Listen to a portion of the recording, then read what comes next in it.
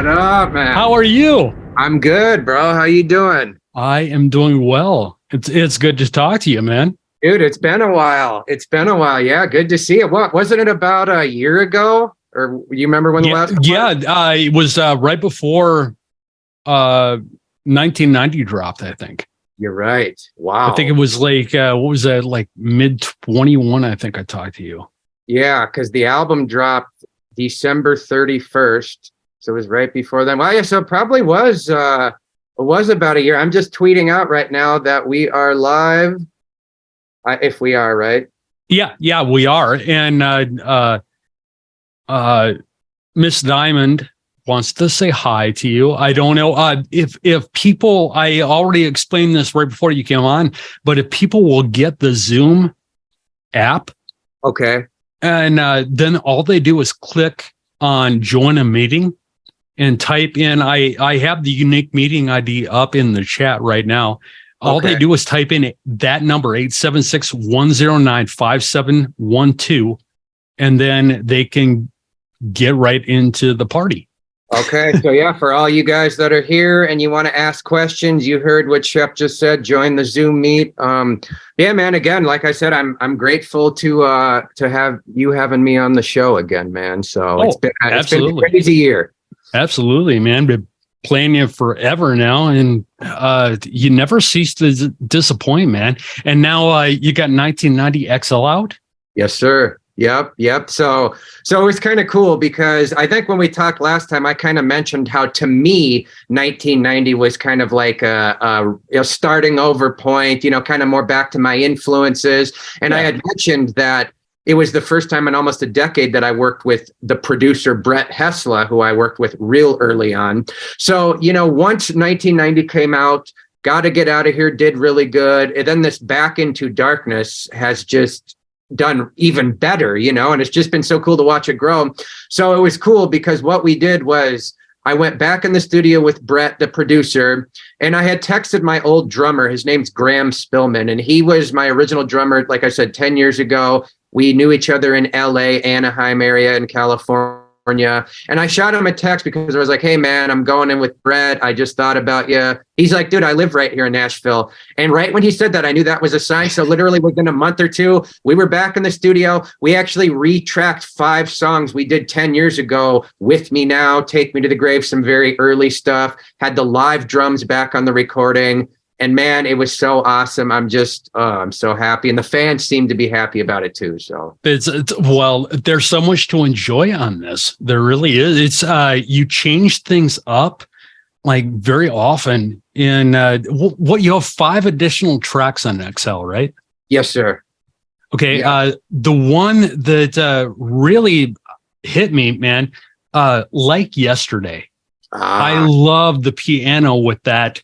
And the way you set it up, when you made that, what was going through your mind? What did you want to get across to people? It's funny, Shep, because that song was literally written a decade ago. And again, funny you mention it because just last night I heard this demo I did literally on an iPad GarageBand, like hitting guitar chords with one note, like 3 a.m.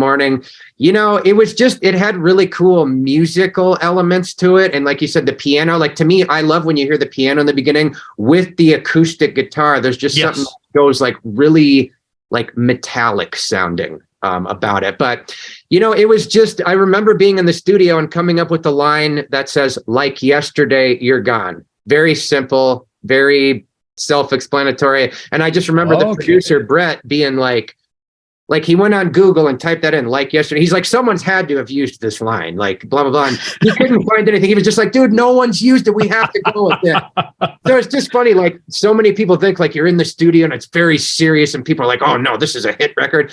It's literally a bunch of dudes screwing around, trying to come up with fun ideas and like saying, like yesterday, you're gone. Seeing the producer kind of freak out at the time. Like to me, that was a sign that all paths were right. You know what I mean? So. You're like, okay, so did you mean that in like 2 or multiple aspects? Like yesterday, you're gone, as in like humanity, but right. Or like yesterday, you're gone as flash in the pan. you Yeah. know? Well, you know, it can go really either way. I always like to, I mean, as kind of cliche as it sounds, like I love to leave the meanings up to the fans to interpret in their own ways, just like we all do when we hear a song we love. We kind of tie our own personal story to a song, maybe, or you know what I'm saying, like how it relates to you like that. Yeah. Written wise, though, when we were sitting there, it almost had a bit of, you could have a bit of a relationship angle. You could have a bit of a death loss angle, or like you said, I mean, just humanity in all, really, you know. I love, just to wrap this up, there's a line in the bridge of, there's kind of a heavier bridge section in Like Yesterday, and the lyrics are something along the lines of, I feel my anger fade. It's going, gone. What I thought was perfect was poison all along. So I always like the sense of, you know, the whole time the song is like, you're missing someone, like yesterday, you're gone. And then you kind of realize in the bridge that it was actually what you loved was actually poison the whole time. And then it says, excuse the language, fuck yesterday. And there you have it, you know? Damn, man. I just found something out I did not know. Now, we had somebody in our waiting room to come on and was waiting for you to finish your thought. Okay. And the link disappeared. Whoever that was, come back. Okay. Because I did not know there was a time limit. Otherwise, I would have just clicked on, let them jump in. But, now, because I'm just figuring this stuff out too. I didn't even know that I've been live streaming stuff on Twitch a little bit. But Twitch does not allow this. I mean, really? All I could do was, all you can do is chat in Twitch. And I wanted people to actually be able to take part. Yeah. And then I found out that YouTube, I just had to enter in a few unique user IDs and some keys, and I could get through on YouTube, and people could actually and also it was a thing too where people are apprehensive, because I see a lot of people in the chat here, and it's awesome, man. You have ET Wizard, High Dragon. Okay, yep. So I just got the chat up here. So if you guys don't, I'd love to have you guys, again, if it's cool with Shep, come into Zoom, but we'll also watch the YouTube chat just as a side piece. But we'd love to have you guys on for sure. Okay. All right. Yeah, you got to, because I wanted people to actually be able to get on. And what I was going to say is, but it's a thing where they're like, oh man, I don't want to be on video. Well, don't turn on your camera. You know, that's, you can just talk to us. Maybe you're like, hey, my voice sounds like James Earl Jones or something. Right. Like, I want to be cool, but you look like, I don't know, Doogie Howser or something. So, right. You know, just don't turn on the camera. On 1990 XL, what from your point of view was your favorite thing about that album? Now, you talked about the part with the producer and that stuff we were just talking about with the song Like Yesterday, but was there another point where you're like, this is wild? Man, so many times. I tell a lot of people that, like, for me, being in the studio, there's nothing like it. It's the only time in my I had, when I was doing 1990, so a cool thing going with that question. So I wanted to make 1990 kind of an album that was filled with the history of Blacklite District, or me as a musician, you know. So I had my cousin who I grew up, you know, he would come up and spend the summers with me here in South Dakota, and he always wrote music with me, and we played little shows together. I had him come in for a couple days and we did a track together. And then my uncle, who's also a lefty guitar player, who kind of got me started with everything, he did a guitar solo on one of the songs. A close personal video and musician friend of mine, Clinton, from the band Another Lost Year, he did some vocals on a bridge. So to me, it was just so cool to get so many, like, you know, not just close friends, but just acquaintances, a musical friendship, you know what I'm saying? Just to really get my closest people all together and make a product that we can all be proud of, you know? So the fact that, like, my cousin has a piece of his childhood. As he said it, there's a piece of his childhood in this album. And to me, that was one of the coolest things, just because of how, how life has been, basically. I don't know if that answers the question with what you were thinking, but I just love the fact that there was family and history and friends that were all basically coming together with a common goal in mind. Well, you have recently you tweeted about a tune. You have another family member playing a guitar solo on one of your songs. Yes. That's freaking awesome, man. Yeah. It was my uncle, who I always say it's so hard for me as a lefty guitar player. You never see the lefty. So he's a lefty. We recorded the solo actually right here in my studio. I had it on the hard drive when I was down in the Nashville studio. It was awesome. So yeah, man. Shit like that is so cool though, And it's just and I'm sure you worked with friends and that stuff on this. And do you okay, in that sense, with the different collaborations, friends, family members, whatever it be, what is the most I would say not really helpful, but what is the most that anyone has ever given you where you've been like, ooh, wow, this really helps? Now, are we talking strictly from like a musical perspective or just I'm broad, man, anything. Okay. Looking towards writing, the musical aspect, the promotional aspect, anything in there. Is there something? Because I know everything is 7 degrees of separation. Everything melds together. And so have you ever had those moments where it's just locked in?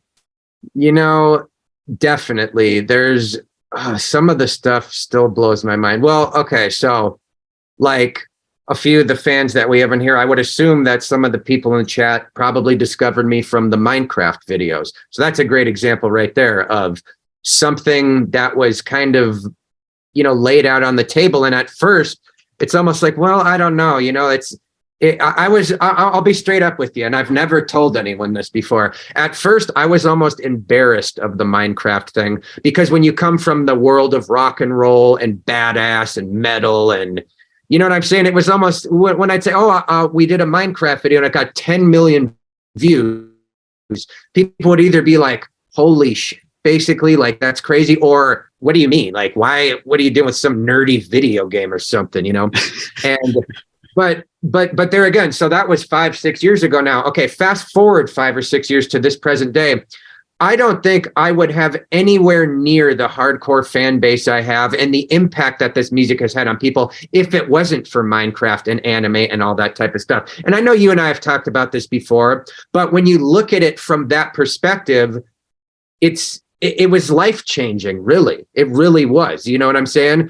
I mean, the fact that we got Miss Diamond here and E.T. and some of these fans that I've seen for years on my chat, I mean, to me, that just says something. You know what I mean? And it's something special. You can't buy it. You can't buy your way into a fan base. You can promote, you can spend $1 million and have your face on every billboard and every TV commercial and every radio ad or whatever.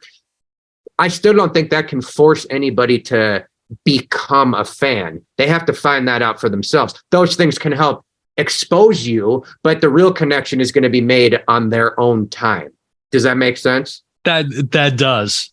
And it's kind of cool how it blew up without you.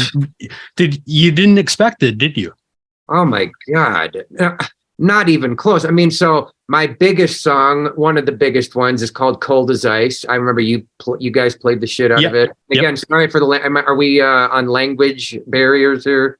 No, because I don't monetize my stuff, because I say you shouldn't fuck too much. And man, YouTube has a problem if you say ass. Right. But yeah, no, it was just like seeing like that video, Cold as Ice. The Minecraft video has 75 million views or about there. I mean, I was expecting maybe if we were lucky, a million or 2 million, but when it started getting into like the 7 and 8 figures was just like, because I mean, there's some pop videos, big hits that have those types of views, so. Another thing I think I mentioned last time, like going to the fan base and seeing, again, the DMs on Instagram or YouTube or whatever of people that reach out and say, hey, this music changed the course of my depression or this bad experience I was going through, and the music was there. Like I tell everyone, before any, or aside from any fame or money like that, the connection with the fan base really is the number one thing, for sure.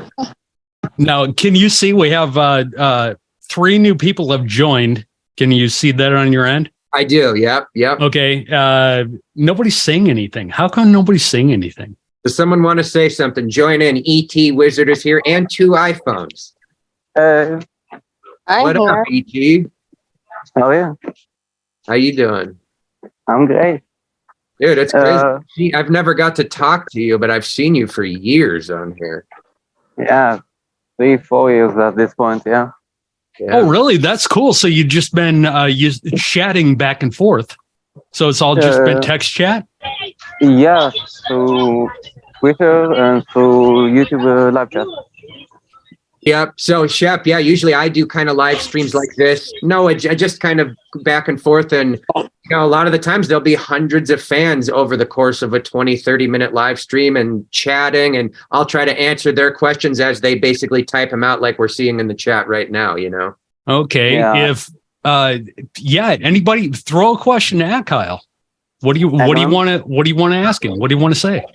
I remember like 3 or 4 years ago when Through the Ages came out, and we were like 12, 13 people in the chat, and today it's 300-400. How do you feel with that immense growth so quickly? So, I kind of get where you're coming from and what you're saying. Are you talking about like the chat itself or the stream, or what are you thinking? I mean, you can see the streams are growing. The number of streams is growing. You're placing higher and higher on the charts. Right. The stream is just an indication of it. Yeah, I would say so. I would say definitely. Like, for example, I posted the Spotify Wrapped thing the other day. It was 1.1 million listeners, 24 million streams or something like that.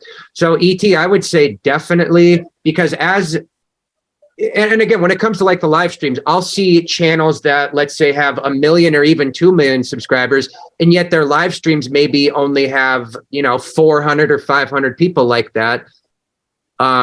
So I don't personally think the live stream in terms of audience matters as much, but yes, everything growing like that, it's been incredible. And again, like ET, I can't thank you enough for just being a part of this community. And I hope you guys know I'm truly genuine when I say that. It means more than anything else, the fact that the music can connect and be there for you. So I'm grateful, man. Thank you. Heck yeah. So who else we got here? Is that Miss Diamond. Oh, Miss Diamond. Hi. Hi. Oh my gosh. It's just so cool. Shep, look at that. You're bringing together communities that have never actually spoken. Yeah, nobody's ever done this before. Right. Well, how you doing, Miss Diamond? What's up? I'm doing great. Heck yeah. What do you what are some of your favorite songs from 1990? Can I ask? Basically all of them. Okay, that's a great answer. That's my favorite too. And it's cool because just before I got on this interview with Shep here, one of my managers called me, and we're actually going over, I'm going to release 1990 on vinyl in 2023. And Shep, I have not ever had an album out on vinyl. So. Oh, really? For that. Yeah, I've so always wanted to. This could be something for people to get. Yeah. And because this could, well, not only is it a first thing for you, but also this could be something later on that could become a collector's item. Absolutely. That's exactly what I'm thinking. Shep, it's cool. I'm glad I brought this up because this is another thing I kind of wanted to say. And I think you'll probably agree with me here. It's so crazy because like, for me as a musician, let's say 10 years ago, you're coming up as a rock band, the thing to do is obviously you want to try and get on the radio. You want to try and tour. You want to get in front. You want to make relationships, with PDs, club promoters, the whole game. Yeah. And, I've definitely tried my best at some of that. Obviously there are great stations out there like you guys that play new music. And I see your playlist every week and I think it's incredible. I think, as I said last time, I think your playlist is 10 times better than like an Octane or something like that. Wait till after January 1st. Really? Hi, Yeah. guys. Hi. Hello. It's me, Toru. How you guys doing? Oh, Toru. Oh my gosh. How are you? Yes, I'm good. Wow. Another one that I have talked to many times, but I've never heard you talk. Yeah, this is the first time. Wow. This is so cool. I seriously wish we did this more often. Well, Shep, you might have started something here, bro. Well, I didn't start. People have been doing this for 2.5, 3 years. Yeah, that's true. I didn't start anything. Well, Toru, how you doing today? I'm good. How long do you think you've been in the live streams, like a part of my channel, let's say? Since 2017. Wow. That's like almost 6 years now. The very first video I saw of yours was Cold as Ice, one of my favorites. Wow. And that probably had just come out then. Yep. Wow. That's crazy. That is so awesome. And again, long time fan. Damn. Yeah. The first one I saw was a struggle. Okay. So that would have been like probably 6 months before Cold as Ice, because I believe the struggle came out in August of 2016. Yeah. You are correct, sir. To this day, I still think Cold as Ice and The Struggle are my two biggest songs. Yep. We still play The Struggle, man. Yeah, I know. Shep, Still. I retweet it whenever I see the tweet come out, because to me, there again, Shep, like what we were just talking about, like radio and stuff, you can get on radio and this and that, and then the songs basically dropped once it runs its course on the chart. And I always loved the idea of like the bands we grew up on where you're still hearing STP 20 years later and stuff like that. So the fact, Shep, that you put some of my tracks in like the gold library, to me, that's the ultimate. Well, actually, that's not in the gold. All the Real Rock 101 radio group stations are a little more progressive than most your normal FM stations. So the struggle is still in our recurrent category. Oh, wow. And it's based off of how listener response has been for it. It's based off of socials. So, yeah, you do have some songs that have gone to gold, but you have some that, man, no, they stay up there. So you're still getting a few spins a week. That is incredible. And there again, for any of you guys in here in the chat with us, Shep has a couple of radio stations. And again, I mean, you just heard he has multiple of my songs on this. So if you guys are ever looking for good, literally good rock and roll radio, I would check him out. Real Rock Nights, a couple of shows. Check it out. You know what I'm saying? Gonna make me pee my pants. He likes that. But yeah, I'm so excited to get 1990 out on vinyl. Again, Shep, just last month I was down in Nashville with the producer and the band. We did 7 or 8 songs for the first album, which is now self-titled. You guys know the Blacklite District with Cold as Ice and The Struggle. They sound so good. And then next month I go back and we're going to do 7 or 8 songs from You're Welcome, like Falling, Wishing Dead. And I really just think that, I want to put out new music, and because I want the fans to be excited about new music, but at the same time, songs like we just talked about, guys, like Struggle, Cold as Ice, songs like Nightmare, Goodbye, blah, blah, blah. I just felt like, because I really wrote these songs right here in this room, programmed all the drums on the computer, pretty much everything was computer made except for the vocals and stuff.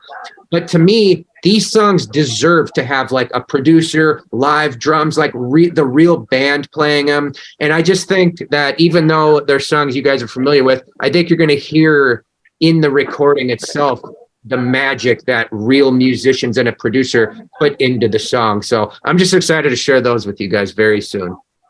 So exciting. What do you think is the best song you remade that sounds so much better when it's remade compared to the original? I'm really glad you asked that, ET, because right now my absolute favorite song is Dem Days. And Dem Days, it Solid had a pick. Sorry? Solid pick. Yeah. Yeah, for sure. And I never really like in my mind that song never had like spotlight or was a single or had a video. Although there was a Minecraft video that was made and got like 10 million views on a not Rain's channel. I can't even remember what channel it was on, but late Yeah, I remember it.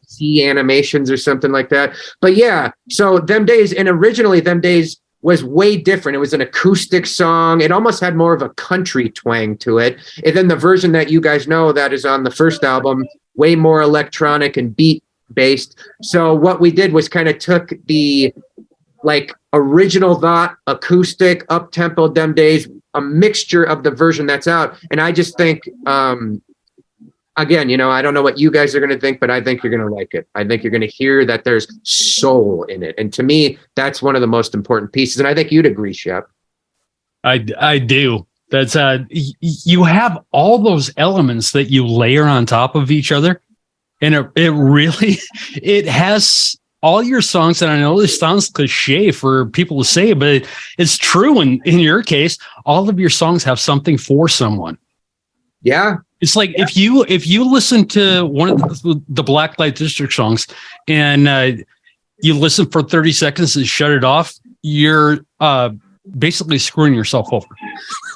Because if you keep on listening, you can be like, whoa, yeah, I like that. And then you're going to be hearing it over and over again because you can't shut the damn thing off. Right.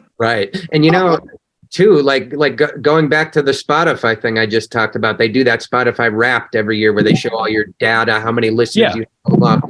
And, like a lot of these guys here in the chat and multiple others, that send out tweets with their, most listened to artists. Some of these kids, man, one person had like 38,000 minutes. One guy had 55,000 minutes, which is equal to 38 days straight of my music playing in their house or on their phone or whatever. I mean, just blows my mind, man. 38 days straight. I mean, think about that. Out of 365 days in a year, 38 doesn't sound like a lot. But when we're talking about this music was playing on someone's system for that long during the year, that it equaled to 38 days straight, that's a lot of listening, bro. Then there's me over here who gets excited when somebody listens to a station for like 20 minutes. Yeah, same thing, man. Same thing. But shit, I still stand behind what I said to you last time, that I do think that things will grow. They just take so long. But again, Shep, the environment you've created for us right here, and I don't know, like E.T. and Toru, like, would you guys, I didn't know we were going to be able to have you guys actually in here talking. Would this be something you guys think would be cool to do on like a more frequent basis? Once or twice, a couple times a year where I get on maybe with Shep and all the fans come in and just having a conversation like this versus just an interview. You know what I'm saying, Shep? Like, yes. I don't know. I think that would be cool. I think that would be awesome. Okay, awesome. That's great to hear too, because this is what I actually wanted for Real Rock Nights. Because if you notice on our what do we call it, graphic or whatever, closer to the fan artist experience. Right. Well, that's what I wanted. I wanted the actual fans to get up close and personal with the artists themselves. Right. So, but it's taken me this long because I'm a freaking moron to figure out how to do it. Dude, but look, again, we're here now.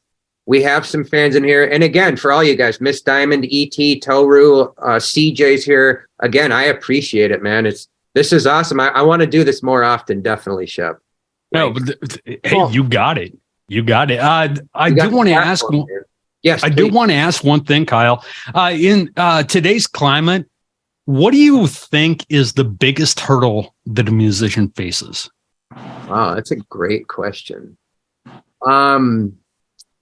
Well, off the top of my head, it's weird because the internet works not against us, but it works as a tool for independent, like we talked about last time, artists, radio, whatever, to basically levels the playing field so we all have a shot, But I think that the trouble that comes with that is that there are so many artists out there now.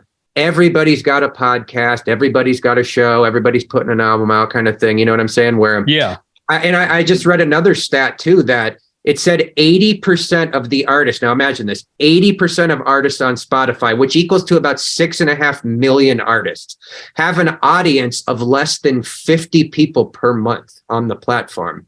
Think about that. Wow. That's millions upon millions of shows, songs, blah, blah, blah, albums that have a very small and very niche audience. But at the same time, those are the songs and shows that really make that universe turn. You know what I'm saying? I just thought that was really interesting. But it's that small little pool. Yeah. I mean, wow. So and then I saw another stat too that said the independent sector of the music industry is the fastest growing sector of the industry. And if an artist is making at this stage, let's say 200 or 250K a year, you're actually in the top 2% of independent musicians at that price point, which is, again, blows my mind. You know what I'm saying? Because back in the day, you would have had to have been way in the millions to be in a top kind of percentile like that. You know what I mean? So it has leveled the playing field, but it's also oversaturated the playing field. It makes it harder for someone to stand out. But again, like with my fan base here, using things like Minecraft and anime and nightcore and gaming and whatever you want to call it. I mean, like Toru's got the Pikachu up there. I love Pokemon. I literally have a crazy Pokemon collection, so. Well, and this goes out for everybody. Guys, everyone on here, what do you think about TikTok? Because something Kyle just said about the music, I saw something the other night. This young guy did a video on YouTube talking about TikTok musicians. And there are people that go to shows because they learn of these musicians through TikTok. And of course, the TikTok videos have a small server and they only are like 60 seconds. Yeah. And they only hear a piece of their song. So these people go to these shows, see the artists, and this guy had video of the people in the audience singing along to the artist for like one verse. And then the whole, we're talking about arena with like 30,000 people. It just stops singing. Yeah. Do you think that's helping or hurting the industry? Man, that is a very unique way to look at it. And I wouldn't even think about it like that. So I feel like you've almost brought something to my attention here too. I think it's like the double-edged sword. Yeah, maybe all those people where they're singing and are aware of that artist because of that. But there again, the attention span is only that of most of the time 10 or 15 seconds on TikTok. Is that what it is? Okay. We did when 1990 dropped, we did a couple Gotta Get Out, whatever the singles where we had little TikTok videos made that we could, there was a budget for TikTok promotion. And it was like, wow, we're going to spend that much money promoting a 10-second clip in hopes that someone likes it and maybe goes to stream it. But I think the hopes in that world are more that they're not going to go check out the song. They're going to love that 15-second clip, and someone else is going to use that 15-second clip in another video, and then so on and so on. And you hope it goes viral like that. But yeah, I don't know with the attention span, though. You know what I'm saying? It's hard to tell. And he gave a couple examples of artists. I cannot remember the artists anymore because, it's not my genre of music or anything, but who came out and were gone in like weeks. Yeah. Yeah. And I think you saying that right there is a great way to kind of, okay, so if we look at TikTok like that, someone can be hot for a minute, but it's kind of like a phase. It's like a trend. Okay, yes. There it is. It's a trend. So trends come and go, right? Yes. So I think that is kind of the downfall of that, not in a bad way. But then again, on the flip side of it, when we go back to like my thing, if it's the Minecraft or anime thing with some of these fans that have been here for 5 years, to me, that's not a phase. And yeah, sure, maybe I don't get to be as big as some of the A-list artists that have like the big millions of people like that. But I do think that over long term, 5 years is long, but I'm even talking the next 5 years or the next 10 years or even after that. I think having a deep connection with the fan base as we are right now is what leads to more than just, oh, I like the chorus of that song. It's not just about the song. It's about the fans. It's about me as the artist. It's about you, Shep. It's about literally all of us in this chat right now being here and connecting, because none of us would be in this room in this situation if it wasn't for the music. You know what I'm saying? I feel like that is lost a lot of the time, you know? That is true. What do you guys think? CJ, Toru? I actually agree what Kyle was saying. Yeah. I mean, the whole thing with the little 10, 15-second clips, and yeah, they are getting shared, but they aren't going to have longevity. I mean, like Kyle's saying with his YouTube channel and stuff, like you guys are going to be around, correct?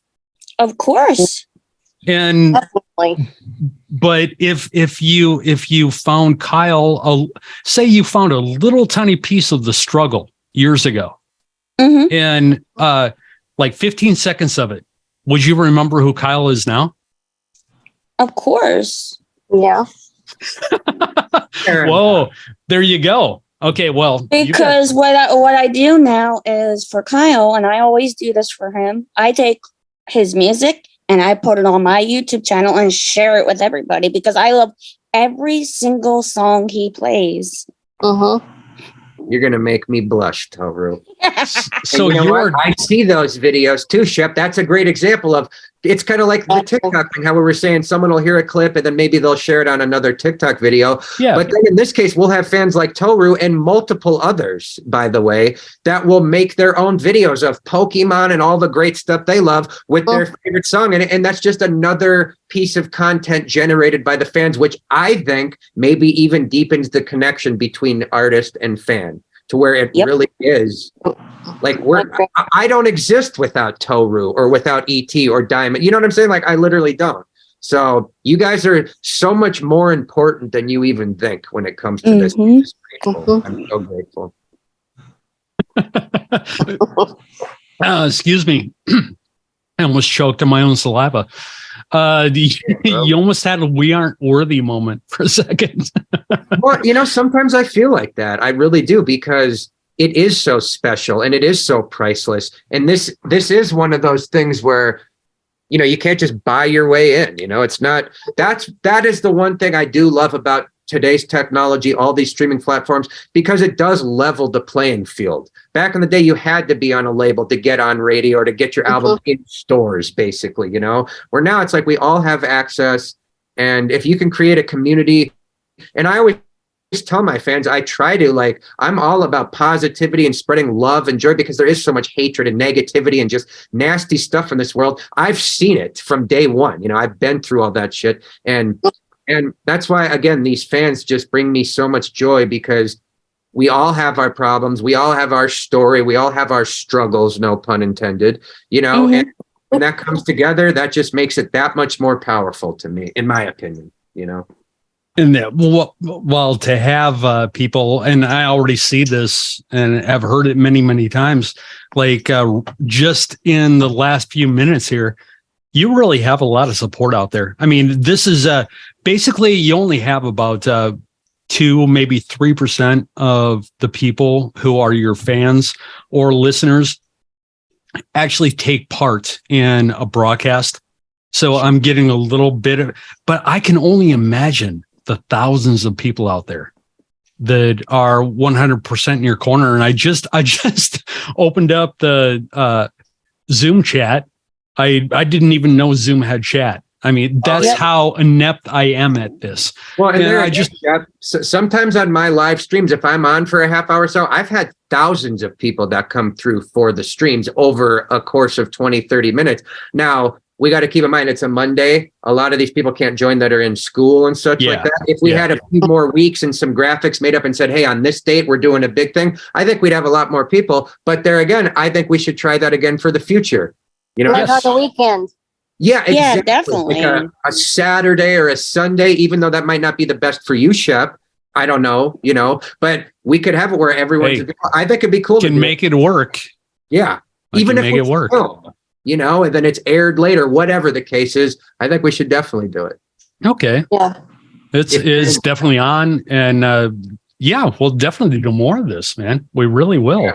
Let's see. I suppose, do you have stuff to do?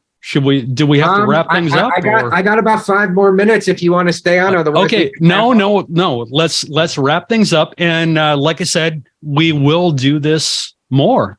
Definitely. This won't be a flash in the pan thing. Socials, everybody knows where you are, but you have a new website launched. Yes, sir. That should be my manager. Like I said about the vinyl call, my manager said they were launching at any minute here. So my old website was just blacklightdistrict.net. If you guys have been there, you'll know what that looks like. But in the next few minutes here, it should be switching over to the new site. So again, you guys just check that out, blacklightdistrict.net. It's in the early stages. The website looks phenomenal. Shout out to the Home Slice Group, which is my management company and staff that have put all this together. We're trying in the new year, again, 2023 is going to be 10 years since my first charted single, Shep. So 2023 is a year to celebrate a decade of Blacklite District. The Blacklite District album and the You're Welcome album will be re-released in 2023 with deluxe editions featuring brand new, as I call, XL recordings, which I'm very excited to get out to you guys. Man, I wish I could, you know what? Hold on here. To wrap this up, Shep, if you don't mind, I have a small, where did I go here? We're working on a documentary right now. If you guys are down, I could probably play like the first minute of it exclusively right here, Shep. I am for it. What about you guys? What about everybody I'm else? in for it. I'm excited. Check it out real quick. All right, let me see if I can do this. Sorry. It's not the one we talked about like 2 years ago, is it? Yeah, it is. It is. Awesome. Dude, well, my videographer, Clinton, has been filming me for years and years, and he came down to the studio when we did this last session. And why am I screwing everything up as always? Here we go. Okay, Shep, there you are. So let's see. Can we do that from here? Screen share. Here it is. Yeah. Okay, it says you have to enable it. Is there a button like that? And if not, I'm sorry, guys, we'll have to do it another time. It just says host disabled. Okay, so maybe we can't do it right now. That's okay. Oh, okay. That's that's in the link thing. So that's when I set it up. So yeah, definitely. Okay. Definitely we will give it to everybody. Will see it like whenever you want to do this again. Okay. We'll go on and everybody can get a little preview of this. I didn't mean to get you guys' hopes up, but Shep is being real cool here. So if you guys are down, maybe sometime soon we'll set up another thing like this, and I'll give like the first 3 minutes of the documentary teaser. I haven't really talked much about it, but it is going to be epic. We're going to be pitching it to Netflix, Hulu, all that. And if no one takes it, it'll go right up on the YouTube channel. We're filming a bunch of stuff. I just want you guys to know 2023 is going to be the biggest year yet for the Blacklite District community and the AK-19 family. And I appreciate each and every one of you guys. Woohoo! Love it. Want to thank everybody for taking part. I really, really appreciate it. Kyle, so good to see you, man. And we will hook up really fast to get this out to everyone. And hey, say hi to Clinton for me too, man. I haven't seen that dude for like, it's going on like 5 years, man. Time flies. Dude, it's crazy, bro. It's crazy, bro. I'll definitely tell him. He's working on some new music too. And again, for you guys here in the chat, you guys give Shep here a follow. He's been a big supporter of Blacklite District from before I ever had any success. Shep was playing the early music. Please check out his radio stations. Give him a follow on the socials. We'll do this again soon. And again, just so much love. And I appreciate you, Shep. And I just send love to all of you guys. Hey, appreciate you too, man. And hey, I almost forgot. This is for Real Rock Nights, so we got to play Back Into the Darkness. Do it. So here you go, guys. Back Into the Darkness is here right now on Real Rock Nights. Click for the latest video right here, right now. And don't forget to like and subscribe.